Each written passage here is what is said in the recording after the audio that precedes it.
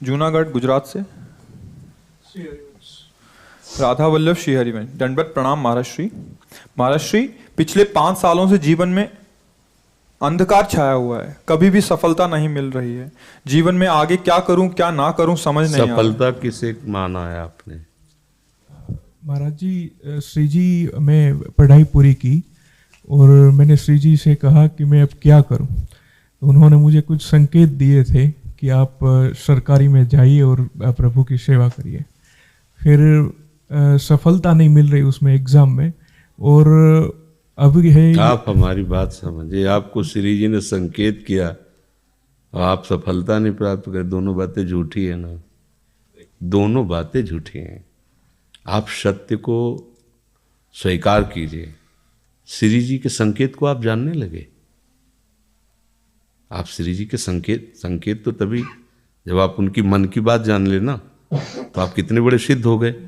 और फिर सफलता किसकी चाहते हो? प्रकृति जन्य की। आप श्री जी के संकेत को जान जाओगे तो श्री जी के प्रेम की सफलता चाहोगे, लोकवत नहीं। और ये लोक की सफलता, सुनो पहले, प्रारब्ध के अधीन है। इसकी सफलता के लिए श्री जी से प्रार्थना मत करो, हमारी बात समझना।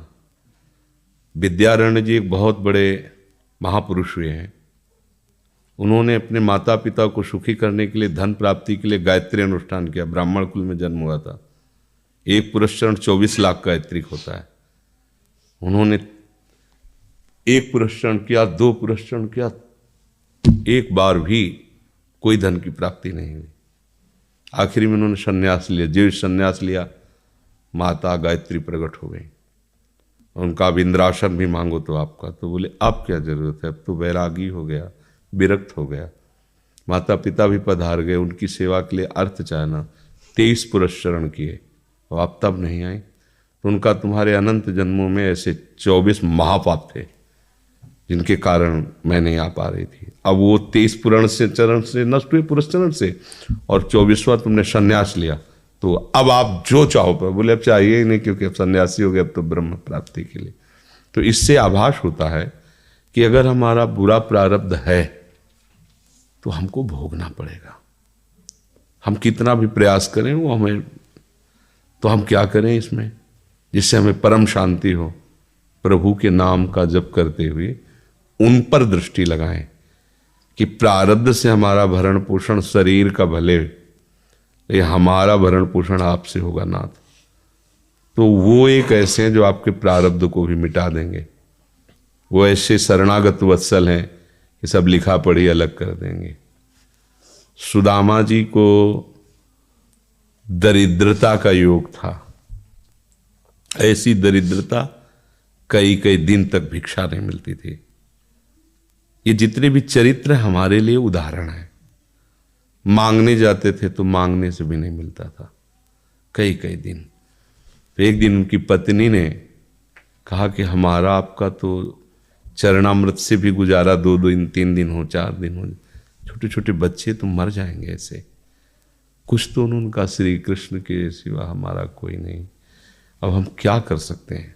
प्रारब्ध जब बिगड़ता है ना, वो कोई सफलता नहीं होने देता। तो एक दिन श्री रुक्मिणी जी प्रसाद ठाकुर जी को भोग पा रही थी, वो ऐसे रोक दिया, उदास हो गए। तो उनका, प्रभु ऐसी स्थिति हमने जब जब आपकी देखी, तो किसी भक्त को जब कष्ट होता है तब आपको ऐसे देखा है। कौन सा भक्त है और क्या कष्ट है? तो कहा, एक सुदामा नाम के हमारे मित्र हैं, कई दिन से भोजन भी उनको। प्रभु आपके मित्र और मैं आपकी दासी, महालक्ष्मी का अवतार रुक्मिणी, आप हुक्म कीजिए। लोक लोक की संपत्ति वहां, बोले उसको चाह नहीं है, हमारे मित्र को चाह नहीं है, और चाह ना होने पर हम विवश हैं। अगर वो चाह कर ले तो सारी व्यवस्था हो जाए। तो बोले पैदा करो जाके चाह। बोले उनके हृदय में तो नहीं पैदा कर सकते, हम भी, क्योंकि जिस हृदय में भगवान का आश्रय और निरंतर चिंतन है, वहां माया की चाह नहीं होती। बोले उनकी पत्नी के हृदय में, बोले प्रयास करते हैं जाके।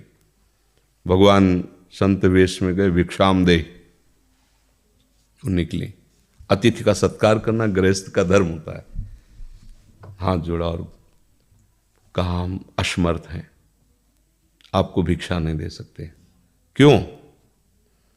बोले हम अपवित्र हैं, हमारे ऊपर सूतक लगा हुआ है। किस बात का सूतक? हमने एक पुत्र जन्मा है।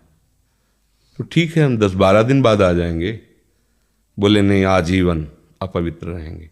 वैसा कौन सा? बोले दरिद्रता रूपी। विद्वान की पत्नी है तो ऐसे उनका दरिद्रता रूपी पुत्र का जन्म, अर्थात सीधे कि मैं नहीं दे सकती या देने योग्य नहीं, ऐसा न कहीं उनका मैं अपवित्र हूं। तो उनका दरिद्र कैसे हो सकती हो? जिनके पति के मित्र द्वारिकाधीश भगवान श्री कृष्ण है, वो दरिद्र कैसे हो सकता है? एक बार कहो ना अपने पति से। चले गए। जो सुदामा जी आए तो उन्होंने कहा कि देखो आज एक अतिथि आए थे, उनको मैं कुछ नहीं दे पाई, मुझे बहुत कष्ट है कि मेरे पुत्र और आए हुए अतिथि का भी हम स्वागत नहीं कर सकती, उनका भरण आपके मित्र द्वारिकाधीश प्रभु श्री कृष्ण है। सुदामा जी ने कहा, बोले चले जाओ ना, वो कुछ न कुछ सहयोग कर देंगे। तो बोले हम ऐसे मित्र नहीं बनाए कि वो हमारा सहयोग करें, कभी नहीं, मर जाऊंगा पर उनसे ये नहीं कहूँगा कि आप हमारा। बोले मत कहना, दर्शन के लिए तो चले जाओ, वो सुना है इतने उदार हैं कि वो जाने पर ही दे देंगे। सुदामा जी ने कहा दर्शन के लिए तो जा सकते हैं, बहुत दिन हो गए, ठीक है, पर मित्र के पास जाए तो कुछ लेके जाना चाहिए, मेरे पास तो कुछ नहीं है ना। पड़ोस में जैसे किसी से मांगने गई तो अरे समय जब बिगड़ता कोई नहीं होता साथ। एक ने थोड़ी उदारता दिखाई तो चावल पछोरने पर जो आगे कणका होते चावल के, जो प्राय वो लिए सुदामा जी ने कहा हमारे प्रभु भाव के भूखे, कुछ ले जाएंगे, खाली हाथ तो नहीं है। पोट्री में सारांश में बता रहे हैं, द्वारपालों ने देखा कि हड्डी हड्डी शरीर में कई जगह से फटे वस्त्र, बेवाई फटी हुई, मतलब दिखाई दे रहा था दरिद्रता की मूर्ति है। तो उनका किससे मिलना है तुमको? तो उनका श्री कृष्ण से। बोले संभाल के बोलो, क्योंकि पार्षद है, अनंत कोट ब्रह्मांडों के नायक प्रभु के ऐसे बोले कोई श्री कृष्ण कोई ऐसे गली आए, उनका जाके तो तुम बोलो ना, श्री कृष्ण से जाके कह दो कि एक सुदामा नाम के ब्राह्मण आए हुए। पार्षद गए, वो प्रभु बड़ा अजीब आदमी है, आपका नाम बिना किसी सभ्यता के ले रहा है। वो कह रहा श्री कृष्ण से कह सुदामा, कूद पड़े, भगवान दौड़े। वो पार्षद वो सब की ब्रह्मा जी शंकर जी आते हैं तो वहां खड़े रहते हैं घंटों, भगवान ऐसे भागे जाके। सुदामा जी को पता था ना, हमारे रुक्मिणी जी के महल में रुक्मिणी जी के पलंग पर बैठाते हैं, स्वयं चरण पखारते हैं सब।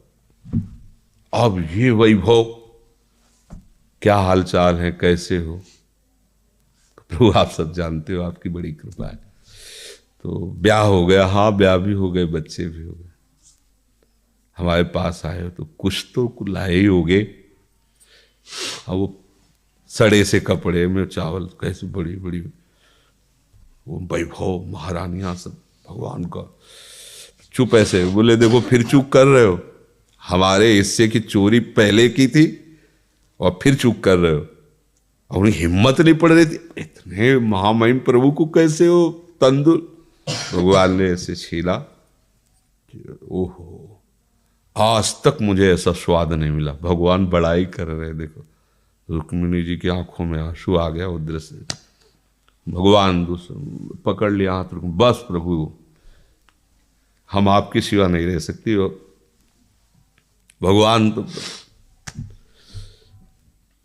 सुदामा जी का स्वागत सम्मान कुछ दिन, अच्छे कपड़े पहनाए। जब चलने लगे ना तो भगवान की तरफ वो देखते, मतलब कामना नहीं पर कि देखा पत्नी कह रही थी जाओगे कुछ न कुछ, चले प्रभु, हाँ ठीक, इधर से ऐसे चले जाना, हाथ भी खाली। प्रभु ने कहा देखो ये कपड़े जो है ना महंगे हैं, रास्ते में तुम्हें चोर बदमाश, तुम अपनी पोशाक पहने इनको उतार दो। बोले बड़ी कृपा, कपड़े भी उतार लिए और रास्ते में सोचे जा देखो निगेटिवली सोच रहे, मेरे श्री कृष्ण मुझे कितना प्यार करते हैं। उन्होंने इसीलिए नहीं दिया कि दरिद्र कहीं संपत्ति पाकर मतवाला होकर मुझे भूल न जाए। मुझे कितना प्यार करते हैं, प्रभु के प्यार में मगन होकर सुदामा पूरी खड़ी जैसे द्वारिका। तो उनको भ्रम हुआ कि मुझे लगता है चलते चलते मैं पुनः द्वारिका आ गया। तो वहां पूछ रहे हैं कि ये किसका है। भगवान के पास विधाता है, उनका प्रभु ये तो गलत हो गया, इनके भाग्य में हमने लिखा था क्षय श्री, ऐश्वर्य का नाश, जीवन में नहीं ऐश्वर्य, क्षय श्री। भगवान ने उसका उल्टा कर दिया यक्ष श्री। जैसे कुबेर का अथाह धन का खजाना, त्रिभुवन का खजाना वही है कुबेर के पास, जैसे कुबेर का खजाना यक्ष श्री। तो कहा प्रभु, तो उनका इन्होंने एक पुण्य किया है, अनंत ब्रह्मांडों के समस्त जीवों को तृप्त कर दिया है। प्रभु खुद को खाने को ले तृप्त, बोले मेरे रोम रोम में करोड़ करोड़ ब्रह्मांड वास करते हैं और इनके तंदुलों से मैं तृप्त हो गया। अनंत ब्रह्मांडों का भंडारा हो गया, उसका जो पुण्य होता है लिख दो इनके भाग्य में। अब किसी की चलेगी प्रभु के आगे। तो एकमात्र प्रारब्ध को मिटाने वाले भगवान है, करतुम अकर्तुम अन्यथा करतुम। तो आप भगवान की शरण होकर उनका नाम जप कीजिए और उनसे प्रार्थना कीजिए कि आपको उचित लगे तो समस्या का समाधान कर दीजिए, नहीं तो मुझे समस्या से लड़ने का बल और विवेक दीजिए, बात बन जाएगी।